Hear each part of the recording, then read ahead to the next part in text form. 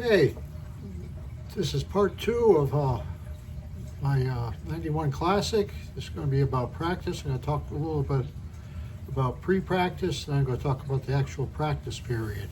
You're going to hang around for the practice period because a couple things happened that were pretty wild, and one of them probably affects you today, like more than you know. Okay, so I found this tournament shirt. This is the actual Wrangler shirt. The Wrangler sponsored the federation. The 5 guys from the national championship were the Wrangler Anglers. Along with making the classic, Wrangler offered to pay your entry fees for the 6 invitationals for the 91-92 season, and they gave you a stipend, and so it was about a $6,000 package at the time, $6,000 or $7,000. I'll talk about that more another time.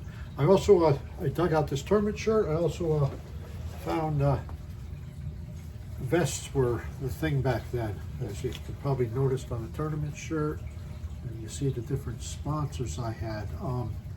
Most of these sponsors came from my Redman days, like Browning, Pose, Stren, and like that. So as I mentioned the previous one, I had some experience fishing down there, and fishing the Redman. I knew quite a few guys from Maryland. There was like an off limits 4 or 6 weeks before the Classic. Up to that point, you could fish as much as you wanted. I was hoping to get a lot of good help because I knew all these guys from fishing Redman, and when I started asking people, it's like, oh, I'm helping, Jimmy Huston, I'm helping Roland Martin, I'm helping Guido Hibden, and had a little bit difficulty finding anybody to give me help at all. I don't usually look for a lot of help in tournament fishing, but the Chesapeake Bay is a big complex body of water. Guy Buzz that won the first tournament I ever fished down there, I talked about in some previous video. He helped me out a little bit. This guy Tony that lived right there just outside of Baltimore helped me quite a bit. Tom Bellucci out of New Jersey was the first one I'm going to be more specific about. Tom, I knew him from Jersey. He's going to come up again in the future things. He's a real good fisherman, competitive on Redman, and he took me to the Chester River. I've never was there before, never been there since. It was well down the bay from the Gunpowder where we launched. It probably took us 45-minute run or whatever. It's ultimately where Randy Romick faced second in the Classic. So we went down there and he showed me around. We caught a few fish. And then Tony showed me quite a bit around the immediate takeoff area and the upper bay. One of the things I learned about from Tony in the pre-practice, I won a federation tournament there 10 years later.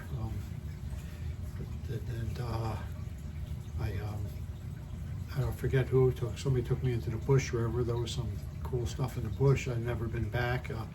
They have a big Aberdeen, big military area that's restricted. Getting in and out of the bush is regulated by the military, and it can be an issue. The whole Aberdeen section of the bay is off limits, but you can pass through to one section to get into the bush because it's public in the back. And one of those recent big tournaments, they've had a couple of, they had Elite down there in 2014, I believe, and they had a couple of the Opens or the EQ qualifiers down there in recent years. And it was funny, I was watching, and one of the guys in the top 10 was fishing the stuff that we fished in the bush. I've never been back there. The one place nobody did take me was to where Ken Cook won the tournament. So it's by the time the tournament came around, I probably had 8 days of pre-fishing, plus I probably had 10 or 12 days of between practice and the Red Man tournaments. So I, was pretty comfortable about where I was going to fish. One thing about the fishing down there, so that part of the official practice is a press conference and an autograph session. And in the press conference, Jimmy Huston said if anybody caught a fish, they'd win. So it wasn't great fishing at the time, but it had improved since the first time I'd been there in '95. So the first day of practice, I think it was the first day of official practice, I might have the timeline wrong, an historic event took place. There was a forecast for a hurricane coming up the coast, and Chesapeake Bay is a big body of water. It's not Lake Ontario, but it's not, San Rayburn either. It's big, and it can get bad. And they canceled the first day of practice for the '91 Bassmaster Classic. Granted, the Ranger all owned the boats because they're all identical boats, but prior to that day, as far as I know, Bass never canceled a day, and now they cancel them all the time. So that's where that all started. So that's kind of an historic event. So then in these classics, back then, it's changed quite a bit since then. It was really regimented. Like Ray Scott ran a tight ship. It's like you had to be at breakfast at a certain time, at the boatyard at a certain time. They'd drive you to the water, they'd give you a limited amount of time to work on your tackle when you got back, and then you had a banquet every night. So, and then during the day, they'd have, trips for the wives. And so the wives got to see all the sights, but, if you fished one of those, you didn't see anything except where Ray Scott told you were going to be. So that off day, I was able to go to the Inner Harbor with my wife, and they have an aquarium there. They had a submarine, I think maybe another military ship.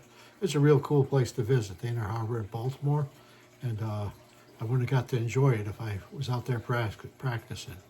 And overall, practice-wise, I felt pretty confident that I knew what I was going to do. The tournaments were in the summer, and things are pretty stable. I don't remember that I really caught a lot of fish or learned a lot in practice.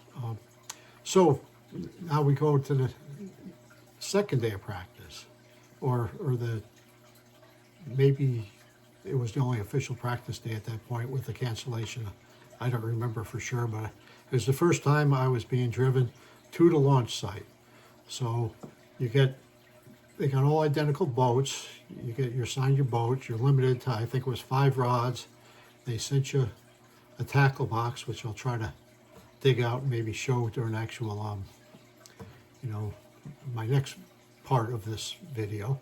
And my driver's driving me. If you've ever been around Baltimore, in the Baltimore, D.C. area, if the highway ends in 95, it's crazy.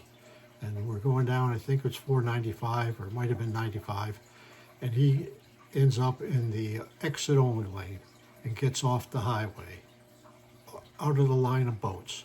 And we're being escorted, too, by state police. I mean, this is a big thing, these classics, and we get off the exit. So now we're downtown Baltimore.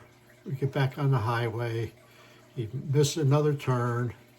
This motorcycle cop comes flying by us, trying to redirect this guy. Guy decides to basically come to almost a full stop in the middle of the highway.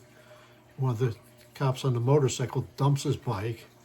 I don't think he was badly injured. I don't really know what happened after that, but we finally got to the ramp, and everybody was gone already, except tournament director, Dewey and stuff. So launched the boat and went out and did my practicing, and I felt pretty much all set what I was going to do. I was going to start at Still Pond, which is where I fished my first tournament down there, and had a fair amount of success. I felt pretty confident that I would catch fish.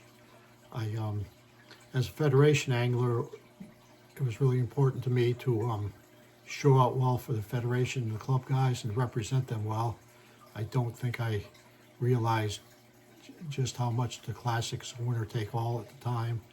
Didn't really consider the ramifications of a win over. I just wanted to make a good showing. I felt like I could, and we'll come back in a couple days and start talking about the tournament a little bit. Oh, and there was one other thing. So of all the guys in the Classic, the only one I knew of the pro anglers was Shaw Grigsby. My Stren, I worked the show for Stren, and that Shaw Grigsby was at, and he'd gone out to dinner with my wife and I, and also my buddy Joe Sancho, who I've talked about in the story about Where's the Houses. Joe Sancho had been down to Florida a couple times fishing with Shaw, so we all knew Shaw pretty well. So going in, I bet Shaw $1 that I was going to beat him at this tournament. So stay tuned for more about that. Talk to you soon. Bye.